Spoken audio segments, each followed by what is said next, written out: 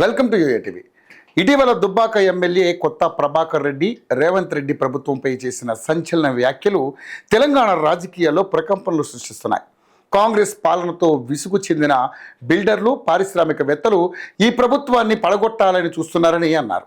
అవసరమైతే ఎమ్మెల్యేలను కొనుగోలు చేస్తామని, ఖర్చులు తామే భరిస్తామని రియల్ ఎస్టేట్ వ్యాపారులు భావిస్తున్నారని, పిల్లల నుంచి పెద్దల దాకా అందరూ కాంగ్రెస్ పాలనతో విసిగిపోయారని ఆయన చేసిన వ్యాఖ్యలు రాజకీయ వర్గాలు తీవ్ర కలకలాన్ని రేపుతున్నాయి.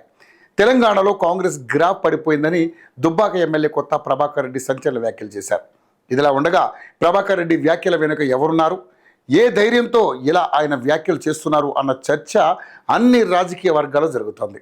2023 ఎన్నికల్లో కాంగ్రెస్ అధికారంలోకి వచ్చిన తర్వాత వాస్తవానికి రియల్ ఎస్టేట్ రంగం కుదేలైన సంగతి వాస్తవమే. హైదరాబాద్ చుట్టుపక్కల మాత్రమే కాకుండా జిల్లాలో కూడా రియల్ వ్యాపారం పడిపోయిందని, ఈ వ్యాపారంలో పెట్టుబడి పెట్టిన వారు ప్రస్తుతం తీవ్ర నష్టాల్లో ఉన్నారని వార్తలు వెలువడుతున్న నేపథ్యంలో దుబ్బాక ఎమ్మెల్యే కొత్త ప్రభాకర్ రెడ్డి కాంగ్రెస్ ప్రభుత్వంపై ఈ విధంగా వ్యాఖ్యలు చేయడం సంచలనంగా మారింది. దీనిపై మంత్రి పొంగులేటి శ్రీనివాసరెడ్డి తీవ్రంగా స్పందించారు. బీఆర్ఎస్ పార్టీ అధికార దాహంతో పరితపిస్తోందని, అందుకే కొత్త ప్రభాకర్ రెడ్డి లాంటి వాళ్ళు ఇష్టానురీతిగా మాట్లాడుతున్నారని ఆగ్రహం వ్యక్తం చేశారు. ప్రభుత్వంపై అనుచితంగా మాట్లాడితే తాట తీస్తామని ఈ సందర్భంగా కొత్త ప్రభాకర్ రెడ్డిని ఉద్దేశించి మంత్రి పొంగులేటి హెచ్చరించారు. ఇదిలా ఉండగా భారత రాష్ట్ర సమితి 25 వసంతాలు పూర్తి చేసుకున్న నేపథ్యంలో రజతోత్సవ వేడుకల్ని వరంగల్ జిల్లా ఎలకతుర్తిలో అంగరంగ వైభవంగా నిర్వహిస్తున్నారు. ఈ సభ ద్వారా పార్టీ శ్రేణిలో జోష్ నింపాలని ప్రయత్నాలు మొదలుపెట్టింది. ఈ సిల్వర్ జూబ్లీ వేడుకలకు 10 లక్షల మంది అభిమానులు తరలి వచ్చే అవకాశం ఉందని పార్టీ వర్గాలు భావిస్తున్నాయి. ఇదిలా ఉండగా బీఆర్ఎస్ కీలక నేత పాలకుర్తి మాజీ ఎమ్మెల్యే ఎర్రబెల్లి దయాకర్ రావు ఈ నెల 27న జరగనున్న రజతోత్సవ వేడుకలను ఉద్దేశించి జిల్లా పార్టీ నేతలతో తొర్రూరులో సమావేశమయ్యారు.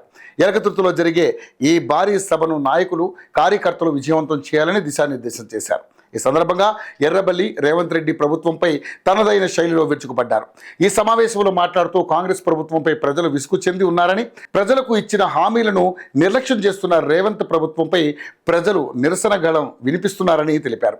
కాంగ్రెస్ ప్రభుత్వం ఓటమి పాలు అవుతామనే భయంతోనే స్థానిక సంస్థల ఎన్నికల్ని వాయిదా వేస్తూ వస్తుందని ఎర్రబెల్లి మండిపడ్డారు. రేవంత్ రెడ్డి ప్రభుత్వం మంత్రివర్గ విస్తరణ చేపడితే రాష్ట్రంలో కాంగ్రెస్ ప్రభుత్వం కూలిపోతుందని ఎద్దేవా చేశారు.